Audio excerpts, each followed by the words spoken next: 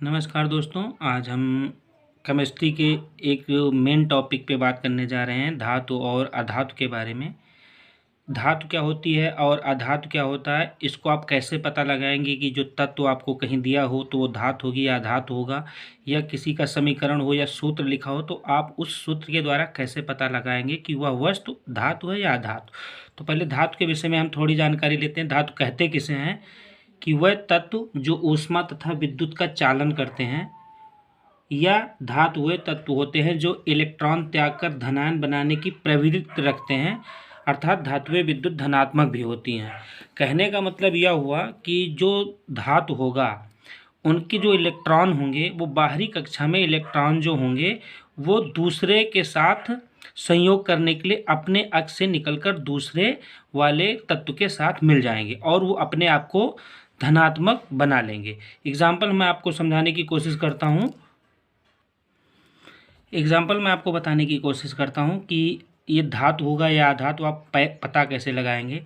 थोड़ी देर के लिए हम मानते हैं सोडियम का एक तत्व लेते हैं जिसकी परमाणु संख्या 11 होती है और परमाणु भार 23 होता है, और इसी के आधार पर हम बाकी तत्वों का भी बता सकते हैं। फिलहाल मैं सोडियम को क्लियर करता हूँ आपके सामने।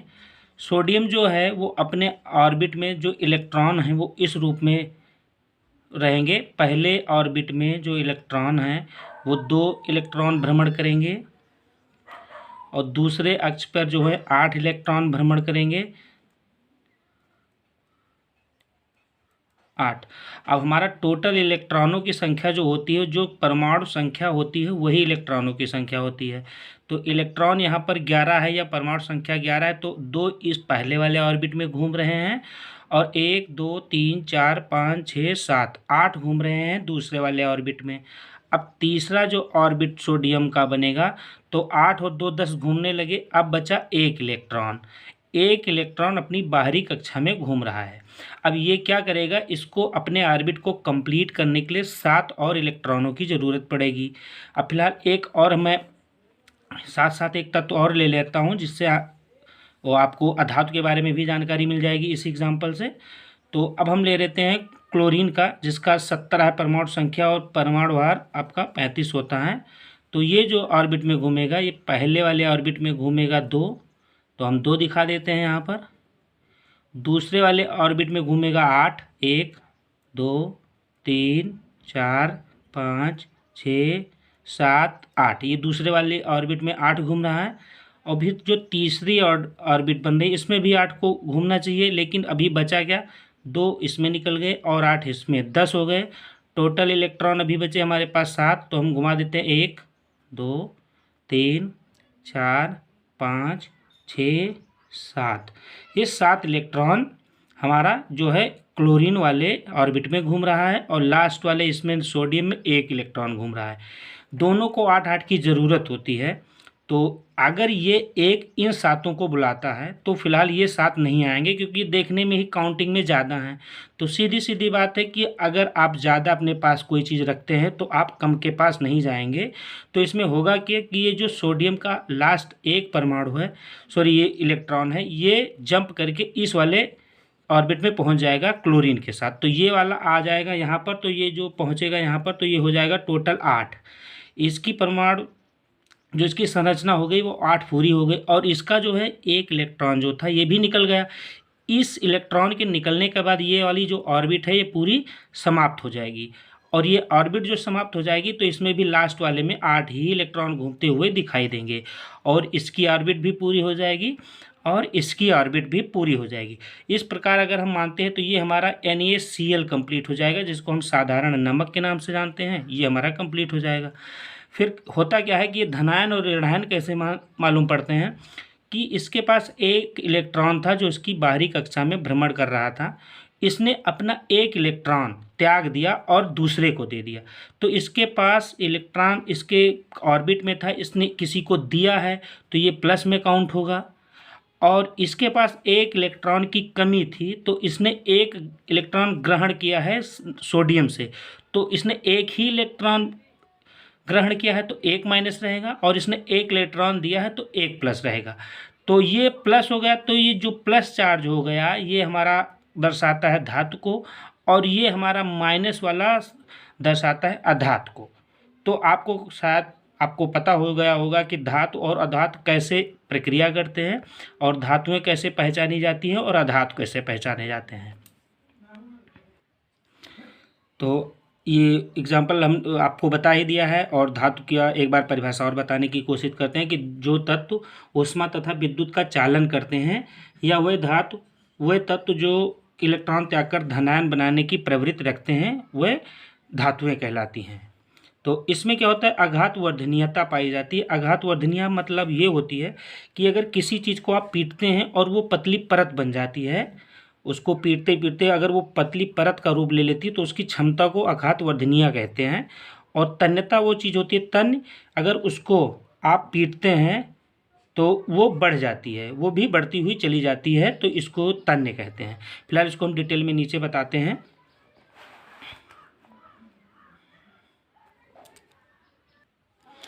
और जो धातुएं होती हैं उनकी भौतिक गुण क्या होते हैं, इनमें धात्विक चमक होती है, विद्युत उसमें सुचालकता होती है, आघात वर्धनीयता होती है, तन्यता पाई जाती है, कठोरता भी होती है, इनमें गलनांक व क्वथनांक होता है, घनत्व होता है, भंगुरता और ध्वनि होती है। अब एक एक को समझते हैं। धात्विक चमक क्या होती है। धात्विक चमक वो होती है कि जो इलेक्ट्रॉन अपना त्याग देंगे तो इलेक्ट्रॉन त्यागने की वजह से उन धातुओं की सतह चमकदार हो जाती है।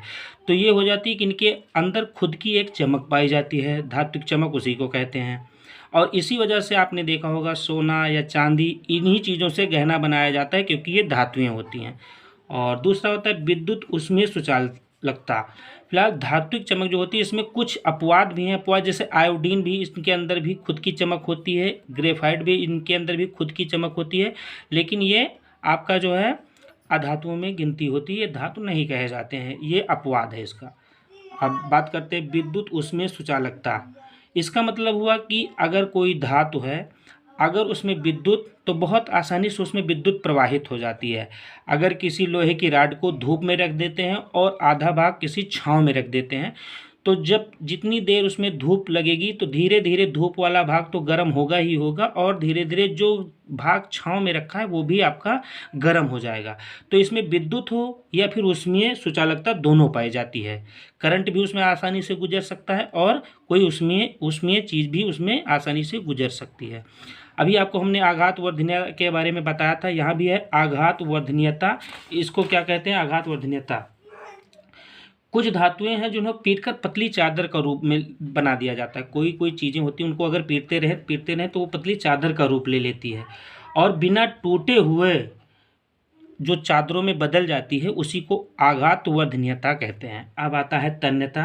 तो फिलहाल आघात वर्धनीयता में जो है आघात वर्धनीयता है उसमें कुछ चीज़ इसमें भी अपवाद है, जैसे जिंक और मरकरी, ये इस कंडीशन में नहीं आते हैं, तो ये आपका अपवाद है।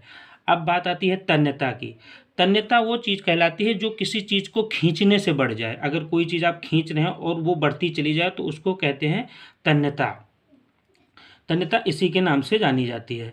जैसे कि अगर सोने का 1 ग्राम का, अगर आप 1 ग्राम सोने का कोई भाग या टुकड़ा लेते हैं, अगर उसको आप खींचते जाते हैं तो वो लगभग 2 किलोमीटर की दूरी तय करेगी। मतलब एक पतला तार बनेगा जो लगभग जिसकी लंबाई 2 किलोमीटर होगी। तो इसी गुण को तन्यता कहते हैं। लेकिन इसमें कुछ चीज़ें हैं जैसे कि जिंक और मरकरी, ये इस कंडीशन में नहीं आते हैं, तो ये जो है भौतिक गुण का अपवाद होता है। अब होता है कठोरता। क्या होती है कठोरता? की अधिकांश जो वस्तुएं हैं, भौतिक गुण हैं जो धातुओं की, वो कठोर होती हैं, लेकिन उसमें कुछ चीज़ें जैसे सोडियम और पोटेशियम, ये 2 चीज़ें जो होती हैं मृदु होती हैं, इनको आप चाकू से भी काट सकते हैं। और उसके बाद आता है गलनांक व क्वथनांक। गलनांक व क्वथनांक किसे कहते हैं? किसी वस्तु का, कोई भी वस्तु हो जिस ताप पर वो गलने लगती है और द्रव में परिवर्तित हो जाती है। कोई वस्तु अगर वो ठोस है, धातु है, अगर उसको एक निश्चित ताप पर गलाया जाए और वो द्रव रूप में परिवर्तित हो जाए तो उस वस्तु का उस अंश पे, जिस अंश सेंटीग्रेड पर वो द्रव में परिवर्तित हुई उसे ही उसका गलनांक कहते हैं। और क्वथनांक उस चीज़ को कहते हैं जिस ताप पर कोई द्रव अवस्था, जो द्रव में अवस्था में होगी और वो गैस अवस्था में, गैसीय अवस्था में परिवर्तित हो जाए, उसे क्वथनांक कहते हैं। जैसे कि फेरस, मतलब Fe जो है आयरन का जो गलनांक होता है वो 1535 अंश सेंटीग्रेड होता है। अगर किसी भी लोहे की राड को या लोहे की छड़ को 1535 अंश सेंटीग्रेड के तापमान पर गर्म करें तो वो द्रव के रूप में परिवर्तित हो जाएगी। और कापर भी है, उसका जो है 1038 अंश सेंटीग्रेड है और वो भी द्रव में परिवर्तित हो जाएगी। अब बात करते हैं घनत्व के बारे में। घनत्व वो चीज़ होती है कि कोई वस्तु कितनी नज़दीक सटकर रखी हुई है। जितनी नज़दीक सटकर रहेगी वो उसका घनत्व उतना ही ज़्यादा होगा। तो इसमें घनत्व होता है, लेकिन इसमें सोडियम और पोटेशियम इसका अपवाद है। और भंगुरता, अब आप बात करते हैं भंगुरता की। भंगुरता कहते किसे हैं, इसको आप समझाने की कोशिश करते हैं कि जिस कारण इसकी वस्तुएं जो होती है सामान्य तौर पर हमेशा ठोस होती हैं। और भंगुरता की जो क्वालिटी होती है कि किसी वस्तु को बिना तोड़े हुए, कोई ठोस वस्तु को अगर उसको पीटते जाते हैं बहुत ही गुण धातु वाले के इसमें, तो वो बढ़ती हुई चली जाती है और इसको ही भंगुरता कहते हैं। भंगुरता कि किसी वस्तु को बाहरी बल लगाकर बिना तोड़े बिना खींचे उसको बढ़ाते चले जाएं, वही भंगुरता कहलाती है। उसमें भंगुरता भी पाई जाती है, लेकिन जिंक जो है इसका अपवाद है, जिंक में ऐसी क्वालिटी नहीं पाई जाती है। अब बात करते हैं ध्वनि की। ध्वनि ऐसी चीज़ है कि अगर किसी ठोस तत्व पर या धातु पर किसी वस्तु से अगर हम उस पर प्रहार करते हैं या उस पर ठोकर मारते हैं तो वो आवाज़ करनी स्टार्ट कर देती है। और इसको धात्विक ध्वनि के नाम से भी जानते हैं, उसको आप धात्विक ध्वनि भी कह सकते हैं। अब बात करते हैं रासायनिक गुण के बारे में। रासायनिक गुण के बारे में देखते हैं कि धातुओं की ऑक्सीजन से अभिक्रिया अगर करा दें तो ये मान लेते हैं सोडियम, अभी हमने आपको जैसा एग्जाम्पल में भी बताया था कि सोडियम हमारी धातु का रूप होती है। जैसे हमने इसमें इलेक्ट्रॉन था उसको हमने हटाते हुए आपको दिखाया था, और किसने ग्रहण किया और किसने त्यागा, ये सारी चीज़ें हमने बताई थी। और ये ऑक्सीजन से अगर क्रिया करता है O2 से, तो ये सोडियम ऑक्साइड का निर्माण कर देता है, 2NO2O का निर्माण कर देता है। फिलहाल ये आप जानते होंगे कि समीकरण सॉल्व कैसे हुआ है। अगर आप नहीं जानते तो एक बार मैं बताने की आपको कोशिश करता हूँ। जैसे यहाँ पर लिखा है Na और आगे लिखा है 4, तो इसका मतलब हुआ सोडियम के 4 अणु हैं या सोडियम 4 है। और उसके बाद O2 लिखा है, तो अगर हम इस Na को पहले लिखेंगे और नीचे 2 लिखेंगे, यहाँ था 4 यहाँ पर है 2, लेकिन इस 2 को इस 2 से मल्टीप्लाई करेंगे तो ये हमारा 4 हो जाएगा। वो हमारा यहाँ पर 2 था, यहाँ पर O हमारा एक ही शो कर रहा है, लेकिन ये जो 2 लिखा है ये दोनों को मल्टीप्लाई करता है। तो ये 2 अगर इस O से मल्टीप्लाई होगा तो O2 हो जाएगा, तो ये सोडियम ऑक्साइड का निर्माण कर देगा। अब आती है बात धातुओं की जल से अभिक्रिया। तो अगर धातु की जल से अभिक्रिया कराते हैं तो उसमें H2 हाइड्रोजन गैस तथा धातु ऑक्साइड अथवा धातु हाइड्रोक्साइड का निर्माण होता है। जैसे हमने यहाँ पर भी सोडियम लिया है और उसके बाद पानी लिया है। अब इसकी जो प्रक्रिया होगी उसमें सोडियम हाइड्रोक्साइड, हाइड्रोजन गैस और उसमें ऊष्मा निकलेगी। जैसे इसको भी समीकरण को मैं समझा दूं, यहाँ पर सोडियम के 2 अणु हैं या 2 सोडियम है, तो हमने ये 2 सोडियम शो कर रहा है। OH यहाँ पर O है, यहाँ पर H है, तो OH एक यहाँ आ गया। यहाँ पे टोटल H की संख्या 4 है, H की संख्या आप 4 देख सकते हैं, 2 और 2 2 दूनी 4 हो जाएगा। और H है यहाँ पे 4, यहाँ पे 2H तो ये हो गया और H2 यहाँ पर ये हो गया, तो 4H यहाँ भी है, 4H यहाँ भी है। यहाँ पे सोडियम 2 बार है, यहाँ पे भी सोडियम 2 बार है। और इन प्रक्रिया के बाद जो सोडियम हाइड्रोक्साइड का निर्माण होगा और उसमें हाइड्रोजन गैस निकलेगी, प्लस साथ साथ उसमें ऊर्जा भी आपको दिखाई देगी।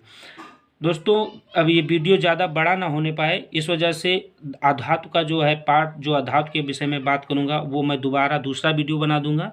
और धातु अगर आपको पसंद आए कि धातु के विषय में जो जानकारी दी गई आपसे अगर संतुष्ट हैं तो आप हमारे वीडियो को देखें, सब्सक्राइब कर लें हमारे चैनल को और कमेंट भी करें। धन्यवाद दोस्तों।